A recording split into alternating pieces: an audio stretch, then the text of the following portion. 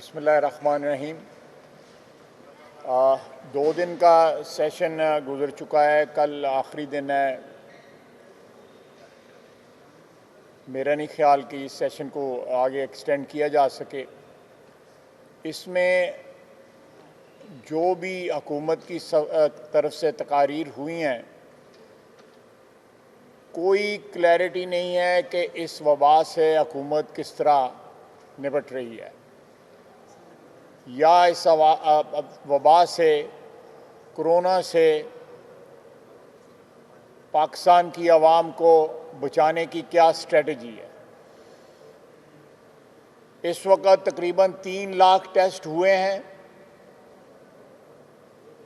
और पॉजिटिव जो हैं वो अगर कंपेयर किया जाए वर्ल्ड एवरेज से तो हमारे यहाँ पे पॉजिटिव जो हैं उन 3 लाख में से बहुत हाई हैं।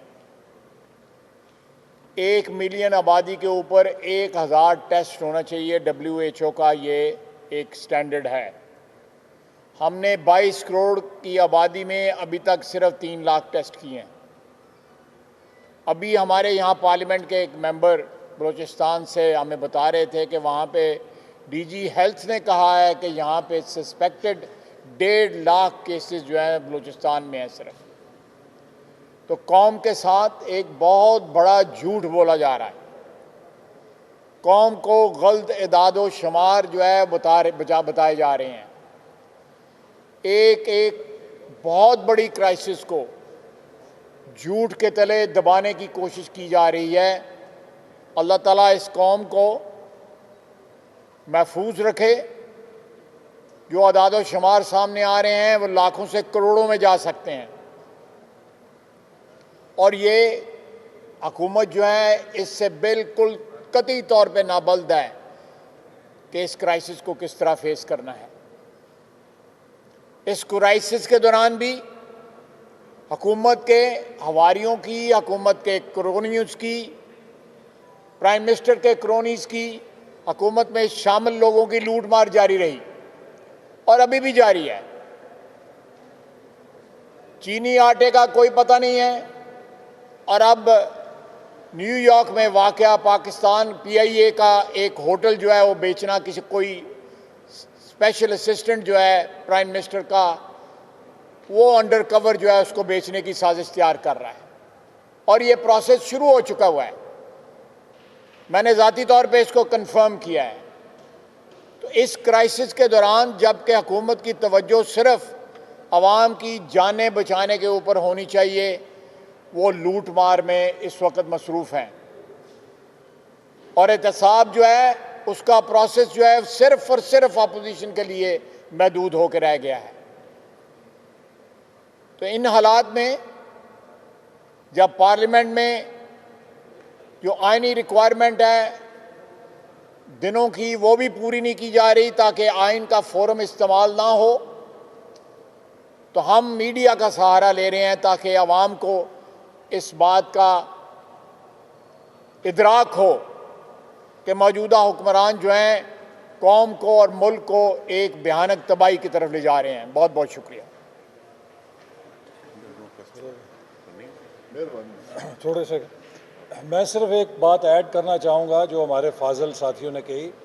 आज अगर अखबारात आप देखें तो अखबारात की सुर्खियाँ ये बता रही हैं कि पाकिस्तान में कोरोना से निपटने की हिकमत अमली तो दूर की बात है, कोई हुकूमत के पास अधूरा मंसूबा भी नहीं है। आज हम दुनिया के सामने एक लतीफ़ा बन रहे हैं। पैनिक है, टोटल पैनिक है। लॉकडाउन लगाने के फैसले में भी कोई प्लानिंग नहीं थी, लॉकडाउन खोलने के फैसले में भी कोई प्लानिंग नहीं है और लाखों करोड़ों लोगों को हुकूमत ने बग़ैर एहतियाती तदाबीर इख्तियार किए कोरोना के अंदर झोंक दिया है। ये बदतरीन जुर्म है कि जो इस हुकूमत की नालायकी, नाअहली और इनकी नातजुर्बेकारी की सज़ा आज करोड़ों लोग पाकिस्तान के भुगत रहे हैं। मैं पाकिस्तान के अवाम को अपील करना चाहूँगा कि आप खुदा के लिए एहतियात का दामन ना छोड़ें, क्योंकि आने वाले महीने माहिरीन के मुताबिक बदतरीन हैं। हमें हुकूमत को नहीं सुनना, हमें एहतियात करनी है। ये हुकूमत सिर्फ सियासत कर रही है, लोगों की हमदर्दियां लेने की खातिर ये सियासी बयानात दे रही है। दुनिया में दो तरह की हुकूमतें थीं। वो हुकूमतें जिन्होंने इस बीमारी को संजीदगी से लिया, जिन्होंने माहिरीन की बात मानी, उनके यहाँ कम से कम नुकसान हुआ। और दूसरे वो हुक्मरान थे जो हमारे हुक्मरानों की तरह बेएहतियाती करते रहे, देखा जाएगा, सब ठीक है, कोई बात नहीं, और अपनी टार्जन दिखाने के लिए, खुद को बहादुर दिखाने के लिए उन्होंने एहतियाती तदाबीर नहीं की और अपने मुल्क के हज़ारों लोगों को मौत के मुंह में डाल दिया। बदकिस्मती से हमारे यहाँ भी एक ऐसी हुकूमत है जिसके पास कोई हिकमत अमली नहीं। इस कौमी असम्बली के इजलास में 4 वज़रा का फ़र्ज़ था कि वो ऐवान को बताते कि उन्होंने क्या हिकमत अमली इख्तियार की है। वज़ीर सेहत जो वज़ीर आज़म हैं वो गैर हाजिर हैं और वजारत सेहत का कोई मौक़िफ़ नहीं आया। इसी तरह वज़ीर दाखिला जो इस बात के ज़िम्मेदार हैं कि जो हमारे एंट्री पॉइंट्स हैं, इमिग्रेशन पॉइंट्स हैं, उसके ऊपर क्या एहतियाती तदाबीर इख्तियार की गई, उनका कोई मौक़िफ़ नहीं आया। एक वज़ीर इंचार्ज हैं कि जिनकी ज़िम्मेदारी है कि वो जो सेंटर बनाया गया उसकी निगरानी करें, अभी तक उनका भी कोई पॉलिसी बयान नहीं आया। वज़ीर ख़ारजा हैं, उन्होंने बजाय इसके कि वो ये बताते कि जो बैरून मुल्क पाकिस्तानी फंसे हुए हैं, क्या ईद से पहले उन्हें लाने के लिए मुल्क में हुकूमत के पास कोई प्लान है, जो पाकिस्तानी मशरक़ वस्ता में, सऊदी अरब में, मुत्तहिदा अरब इमारात में, कुवैत में, यूरोप में, बरतानिया में, अमेरिका में, चीन में और दीगर ममालिक में फंसे हुए हैं, कैसे ये हुकूमत उन्हें ईद से पहले वतन वापस लेकर आएगी?